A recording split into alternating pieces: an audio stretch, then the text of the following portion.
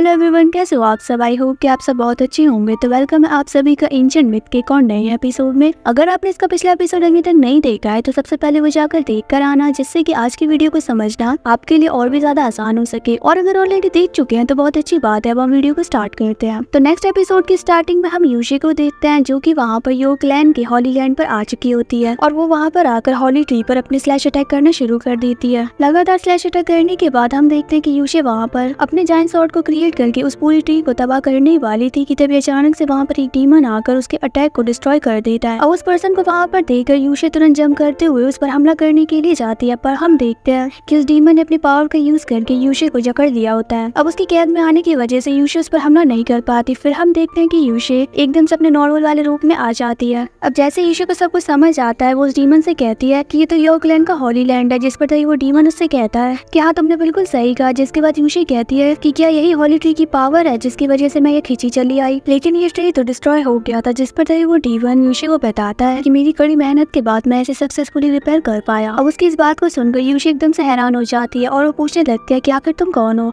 जिस पर वो डीमन यूशी को हंसते हुए जवाब देता है कि मैंने सोचा था कि मेरा योकलैंड पूरी तरीके से डिक्लाइन हो जाएगा, पर मैंने कभी भी एक्सपेक्ट नहीं किया था कि मेरे योकलैंड में इतने ज्यादा टैलेंटेड लोग होंगे। अभी भी मेरा योकलैंड रिवाइव हो सकता है, इसकी अभी भी एक होप है। बस तुम तब तक वेट करो जब तक मैं दूसरे योकलैंड के लोगों को इकट्ठा करता हूँ। अब उसके मुझसे इस बात को सुनकर तभी एकदम से यूशी को अपने ब्रदर की याद आती है। जिसके बाद यूशी वहाँ से जाते हुए कहने लगती है कि मैं तो ब्रदर को वहीं पर छोड़ा ही, मुझे अभी के लिए वहाँ पर जाना होगा। पर तभी हम देखते हैं कि वो डीमन एकदम से उसका हाथ पकड़कर उसको रोक देता है और कहता है कि तुम्हारे पास जरा सी भी स्पिरिचुअल पावर नहीं बची हुई है, साथ ही तुम्हारी सोल भी बहुत बुरी तरीके से डैमेज्ड है। मैं तुम्हें यहाँ से जाने नहीं दे सकता, लेकिन तुम चिंता मत करो, मैं तुम्हारे भाई को तुम्हारे पास वापस लेकर आऊंगा। जिसके बाद वो डीमन यूशी को उस हॉली ट्री पर अपना हाथ रखने को कहता है। अब जैसे ही वो अपना हाथ रखती है तो उसे एकदम से डेविल डीमन दिखाई देता है, जहाँ पर की मोयांग के ग्रैंडपा उसको हील कर रहे थे। ये देखकर यूशी बहुत ज्यादा खुश हो जाती है और वो कहती है कि वो अभी भी जिंदा है। जिसके बाद वो डीमन यूशी को बताता है कि ये पर्सन सोल रिपेयरिंग मेथड को यूज कर रहा है तुम्हारे भाई को ठीक करने के लिए। अभी भी उसके पास एक मौका है, वो जिंदा हो सकता है। जिसके बाद फिर सीन यहाँ से शिफ्ट होता है और हमें 1 महीने बाद का सीन दिखाया जाता है, जहाँ पर कि हम एक लड़की लिनिया को देखते हैं जो कि जंगल से होकर जा रही थी कि तभी अचानक से वहाँ पर पीछे से उस पर एक सोल बीस्ट हमला कर देता है। लेकिन लिनिया उस सोल बीस्ट को देखकर जरा भी नहीं घबराती, उल्टा वो सोल बीस्ट को पटक कर उसका दांत ही निकाल लेती है। फिर तभी अचानक से वहाँ पर पीछे से 2 और सोल बीस्ट आते हैं, पर अब इससे पहले कि वो उसका कुछ भी बिगाड़ पाते, हम देखते हैं कि किसी ने उन दोनों सोल बीस्ट पर हमला करके उनको मार डाला था। फिर जिसके बाद हमें पता चलता है कि ये कोई और नहीं, वांग हाओ ही था। अब लिनिया उसके पास आकर कहती है कि थैंक्स सीनियर। अब वहाँ पर वांग हाओ का लिटिल ड्रैगन भी बाहर आ गया था और वो लिनिया के हाथ में उस सोल बीस्ट के दांत को देखकर कहता है कि तुम कितनी ज्यादा बेरहम हो। वहीं लिनिया वांग हाओ के इतने ज्यादा पावरफुल होने की तारीफ करती है, जिस पर तभी वो लिटिल ड्रैगन उससे कहता है कि डीमन वर्ल्ड में कोई एरा गैरा तो आ नहीं सकता, ऑफ कोर्स यहाँ पर पावरफुल इंसान ही आएंगे। मेरे मास्टर यहाँ पर किसी खास इंसान को ढूंढने के लिए आए हैं, तो तुम जाओ और अपनी प्रैक्टिस करो। जिस पर तभी लिनिया पूछने लगती है कि कौन खास इंसान, क्या आप यहाँ पर अपनी वाली को ढूंढने के लिए आए हैं। अब उसकी इस बात को सुनकर तभी एकदम से लिटिल ड्रैगन खुश हो जाता है और कहता है कि अरे वाह छोटी लड़की, तुम तो कितनी ज्यादा स्मार्ट हो। वांगा, तुम्हें नहीं लगता कि तुम्हें इसे कुछ ट्रिक सिखा देनी चाहिए। ऐसा कहकर वो लिटिल ड्रैगन वांगा को छेड़ने लगता है। जिस पर वांगा उससे कहता है कि तुमने अभी क्या कहा, जरा दोबारा कहना। तो अब वांगा को इतना ज्यादा सीरियस देख लिटिल ड्रैगन एकदम से चुप हो गया था। जिसके बाद वांगा वहाँ से जाते हुए लिनिया से कहता है कि अभी शाम होने वाली है, बेहतर होगा कि तुम अपने विलेज वापस चली जाओ। अब उसके ऐसे जाते हुए देखकर तभी लिनिया उससे कहती है कि विलेज चीफ जो कि मेरे ग्रैंडपा है, उन्होंने मेरी और रोंगरोंग की एज सेरेमनी रखी है, क्योंकि अब हम अडल्ट हो गई है इसलिए। अब सेरेमनी का सुनकर एकदम से चैंग बाहर आ गई थी और वो कहती है कि हमें वहाँ पर चलना चाहिए। जिस पर वो लिटिल ड्रैगन उससे कहता है कि तुम वहाँ पर खाने के लिए जाना चाहती हो, है ना। वहीं तक लिनिया भी कहती है कि वहाँ पर सच में बहुत डिलीशियस फूड होने वाला है। जिसके बाद वो मेन्यू बताने लगती है, जिसे सुनकर चैंग और लिटिल ड्रैगन के मुंह में पानी आ गया था। फिर हम देखते हैं कि वो लिटिल ड्रैगन तुरंत वांग हाओ को खींचने लगता है पीछे की तरफ और कहता है कि वांग हाओ, मैंने बहुत ज्यादा प्रैक्टिस कर लिया, मुझे थोड़ा रेस्ट चाहिए। पर हम देखते हैं कि वांग हाओ को इससे कुछ भी फर्क नहीं पड़ता, वो सीधा आगे बढ़ता जा रहा था।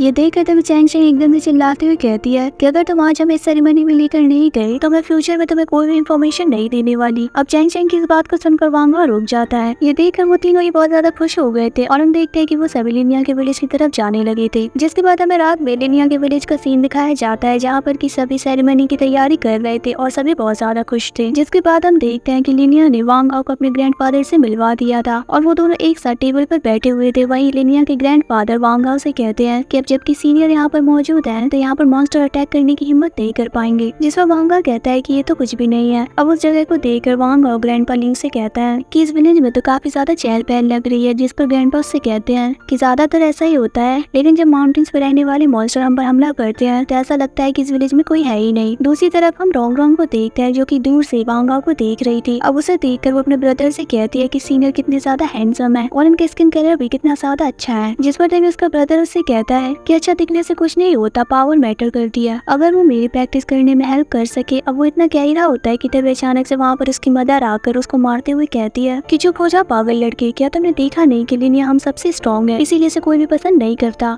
वो तो बस हमारी मॉन्स्टर से फाइट करने में हेल्प करती है। जिसके बाद वो लेडी लिनिया के बारे में ही सोचते हुए कहती है कि अब ये लड़की कहाँ चली गई। वही हमें लिनिया को ही दिखाया जाता है जो कि वहाँ पर सेरेमनी के लिए बीस्ट पकड़ कर लाई थी। उसे देखकर विलेजर्स कहने लगते हैं कि ये 16 इयर्स की हो गई है, लेकिन इसमें लड़कियों वाली तो कोई भी बात नहीं। जिसके बाद पीछे से वही लेडी आकर लिनिया का कान पकड़ कर उसको ले जाती है। अब हम थोड़ी देर बाद का सीन देखते हैं जहाँ पर की सेरेमनी स्टार्ट हो गई थी और ग्रैंडपा ल्यू सबको बताते हैं कि रोंग रोंग और लिनिया अब 16 इयर्स की हो गई है। वही दूसरी तरफ एक आदमी वांग हाओ को बताता है कि 16 साल पहले विलेज चीफ को अपने दरवाजे पर एक लड़की मिली जो कि लिनिया ही थी। इतने सालों में लिनिया ने अपने पेरेंट्स को ढूंढने की बहुत कोशिश की लेकिन वो उसे नहीं मिले। जिसके बाद ग्रैंडपा ल्यू अपने डीमन लॉर्ड के सामने प्रे करते हुए कहते हैं कि प्लीज इन दोनों गर्ल्स को प्रोटेक्ट करिएगा। फिर वहाँ पर रोंग रोंग की मदर आकर रोंग रोंग को एक बैम्बू स्टिक देती हुई कहती है कि ये शांति का प्रतीक है, इसे हमेशा संभाल कर रखना। अब जैसे वो लेडी लिनिया को भी वो बैम्बू स्टिक देने के लिए उसके सर से वो कैप हटाती है तो वो एकदम से हैरान हो गई थी। वही तभी रोंग रोंग कहती है कि तुमने फिर से अपने बाल छोटे करा लिए लिनिया, ऐसे तो तुमसे कोई भी आदमी शादी नहीं करेगा। अब उसकी इस बात को सुनकर लिनिया से कहती है कि शादी करना ही क्यों है, मेरी लाइफ में एक आदमी होने से मेरी कल्टीवेशन अफेक्ट हो जाएगी। दूसरी तरफ वांग हाओ ये सब बहुत ही ज्यादा ध्यान से देख और सुन रहा था। जिसके बाद तभी अचानक से वहाँ पर एक डीमन किड आकर वांग हाओ को फूड ऑफर करता है। अब नॉर्मली डीमन वर्ल्ड में ऐसा कोई भी नहीं करता, इसीलिए ये देखकर विलेजर्स एकदम से घबरा गए थे और वो सोचने लगते हैं कि वांग हाओ इससे ऑफेंड हो जाएगा। फिर तभी एकदम से वहाँ पर ग्रैंडपा ल्यू भागते हुए वांग हाओ के पास आते हैं और कहते हैं कि सीनियर हमें माफ कर दीजिए, इस बच्चे ने ये सब जानबूझकर नहीं किया। और जैसा कि हम जानते हैं कि वांग हाओ कितना ज्यादा काइंड पर्सन है तो वो अपनी काइंडनेस दिखाते हुए बहुत ही ज्यादा प्यार के साथ उस बच्चे से वो फूड ले लेता है। जिसके बाद हम देखते हैं कि वांग हाओ वहाँ पर उन विलेजर्स के साथ उनके क्लैन का डांस भी करता है।